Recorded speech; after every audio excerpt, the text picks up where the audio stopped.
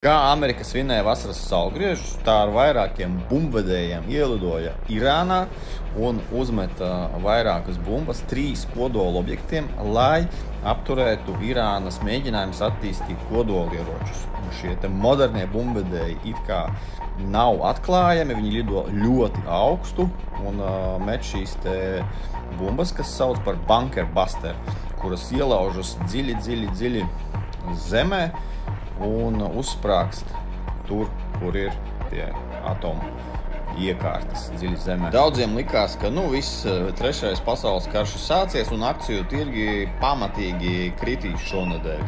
Bet pre-marketā Amerikas indeksi ir pat pozitīvi, un ja paskatās vispār pēdējā laikā Izraēlas akciju tirgu, tad tās vienkārši sasniedz jaunus augstumus. Laikam jau investoriem ir apnikuši šis headlines market, kad treido pēc ziņām, un investori sāk ignorēt karus un tarifus. Laikam jau pasaulē ir ļoti daudz naudas, ja cilvēki ignorē visus šos negatīvos notikumus. Jo visi zina, ka akciju tirgus ģenerē vidēji 10% gadā ilgtermiņā, un tas ir kļuvis interesants daudziem, jo akcijas tomēr ir kaut kādi biznesi. Ja tie nav kazino, melns vai sarkans vai kaut kādi skaitļi.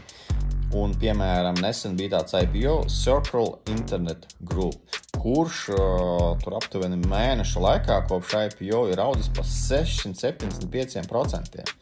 Amazing!